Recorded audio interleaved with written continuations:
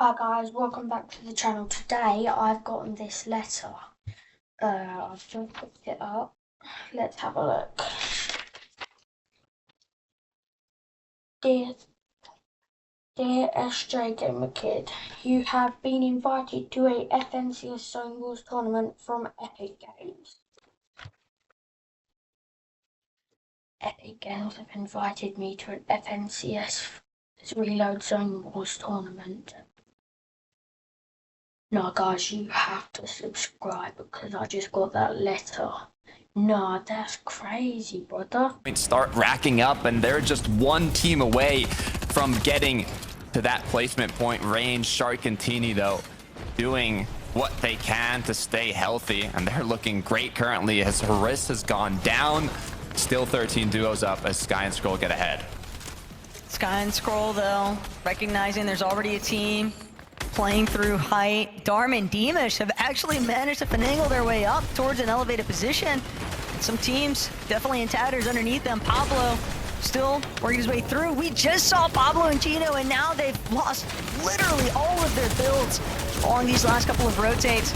Just so exposed, trying to make their way forward towards the front sides, and teams just constantly dropping like flies around them. A lot of solo players now looking to take over here. Medius and iDrop, though, they also don't have a whole lot of materials to work with, but they do have a ton of eliminations here. It's only a matter of time, though. They're about to run smack dab center into where Sky and Scroll are currently situated. Not only that, but Shark and Teeny from behind, they're tanking up with Memphis grenade from behind. They're about to surprise the entire lobby from the backside of zone here. Pablo knows he's just got to hit it into overdrive, try and stay ahead. Darm Deemish also posing a huge threat, but now Shark, Teeny, they're ready to go for height. Darm Deemish forced to drop out, and now Shark and Teeny, they have a commanding control over the high ground.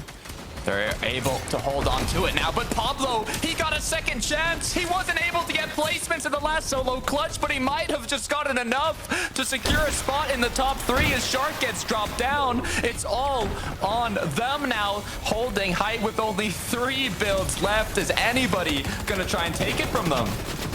Scroll does manage to pick up a little bit of body loot, but he's having to... Maybe he can turn back. Maybe he can find another elimination. Any sort of refreshed materials just means so much to him at this point, but instead he loses all of his shield. Does still have some small explosions to work with, but it is a doomsday situation right now in the low ground. Shark and Teeny, they are just finding even more eliminations, even more pressure to these teams, and Scroll just can't hold on. Josh and Wavy will take over, but Lucia, Mappy, they're still looking to see if they can maybe find a conversion here for a victory royale in the final moments. Shark and Teeny, though, doing a great job at just micromanaging these high ground points. They were first place going into this match. They were able to secure their victory royale, and the last one is now they're looking to get the back-to-back VR, showing their dominance, holding on to that crown as Lusha goes down, leaving Mappy alone. Shark continuing to apply pressure from above as Mappy now must be running low on mats. All the ammunition in the world is all they need to take these shots as Josh now is doing what he can to stay up, but the pressure, it looks like it's going to be too much.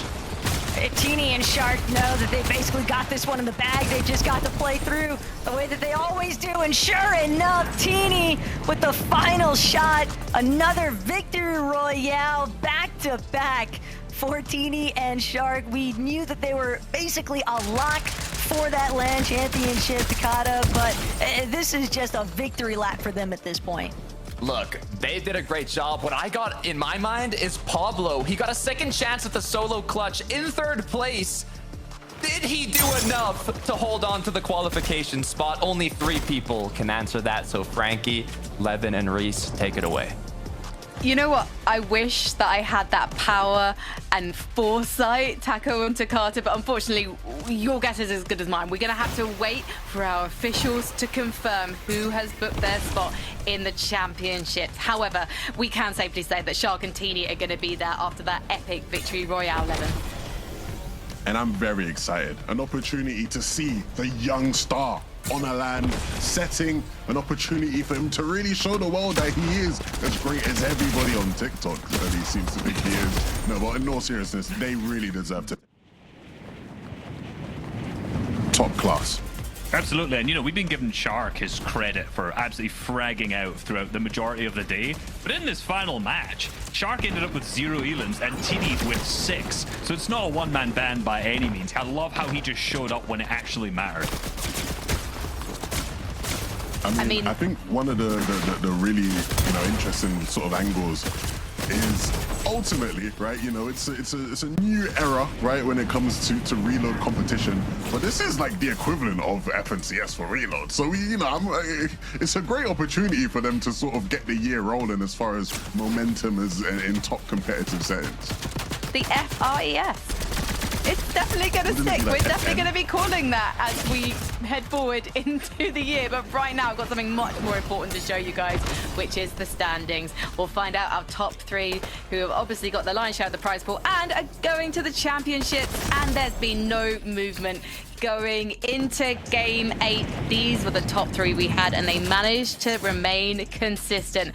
Pablo must be breathing a sigh of relief right now, Reese.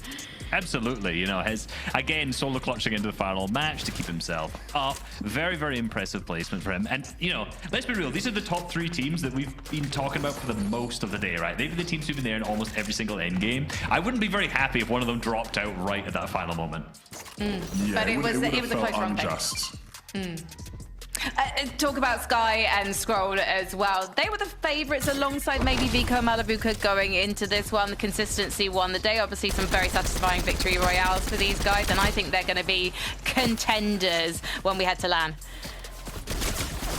Absolutely. I mean, at the start of the day, when you asked me who do I think is a shoo-in to qualify, they were the name we gave you, right? And it wasn't some, you know, crazy prediction. It wasn't some crazy foresight, Reese. It's the reality of their level of Fortnite over the past couple of months. These guys have just been the best duo, or one of the best duos at every given opportunity. Yeah, I think it just shows, as players, the versatility that these two have. It's unbelievable. You give them any game mode, give them solos, duos, trios, reload, any team mode, it doesn't matter. And they're going to be a team who's up at the top of the leaderboard. They're undoubtedly a tier 1 players in this region. Oh, this is something I wanted to talk to you about. We will talk about Pablo in a moment. I do want to talk about Sky and Scroll just a bit longer because of the fact that last year it wasn't their most satisfying, should we say, results-wise. And now we're seeing that Scroll has won the solos tournament at the start of this year.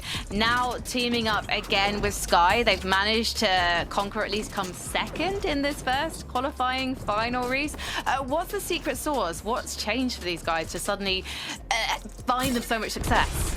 So I want to actually check. I'll check after this, unfortunately. But Scroll, if you don't know, has some of the worst binds ever. He scrolls through all of his bind on his keyboard mouse. I'm wondering, is it the, you know, don't make it to global championships, so you say I've got this hunger in my belly, I want to grind, I want to practice for everything, or has he just changed himself for like the worst binds ever? It's one of the two. I think he did change his binds. I don't know if he stuck with it. I know he did change them. I did see it. Yeah. Months ago. Yeah, I think a couple months back he switched off. I think these guys were just like one of those typical teams you've seen in Fortnite history, where it's like just fancy duos a bit more than trios, right? You know, we know they had their struggles when it came to finding the right fit for a third last year in trios. But when it comes to their duo synergy, I don't think we've ever really questioned that, and it's great to see them being able to showcase that a lot more this year. Yeah, Reese, how long until we see the YouTube video come out about that one? I mean, I think I might already have one about that, to be honest. I will be honest with you, I think I've already got it. Oh, okay. Oh my gosh, I'm the worst fan of Reese ever, Are, but I'm gonna work on it. After tonight's performance on the desk, Reese, I'm definitely gonna be your #1 stan. I'm gonna be in all the comments. Let's talk about Sky then. So Scroll's had the worst keybinds, but potentially not the worst keybinds anymore. What about Sky, Levin? Are you impressed with his individual performance tonight? I mean, how can you not be? I mean, this guy has been putting on a show for us, obviously, this evening, but as an individual as well, he was probably always the one that, like, you know, was most impressive at times when these two played together in the past. Scroll doing his best job to sort of make that a conversation as well. But Sky, again, is a fantastic player, and you know, these guys have been around for quite some time, even though they are still so young, right? Like, as soon as they were eligible to play at 13, they were popping up in like top competitions, and so both still incredibly young. But thriving, shining, reaching their prime years in the Fortnite comp. Well, we are so excited to have Sky standing by for an interview because this, I have to say, Sky, was such a fantastic performance from yourself and Scroll. How did you manage to maintain your calm under such pressure? I mean, we just talked together, told each other to calm down, and I mean, yeah, we just played our game. It's interesting, Sky. You guys really have some of the best synergy when it comes to. It always feels like you guys are on the same page. What about Scroll makes your life easier, right? What about the way he plays the game allows you to succeed? I mean, the fact we've played together for years now, and I mean, we kind of just know what we think, so it's so easy to just play on each other and get the refreshes we need. Grand. How do you like approach a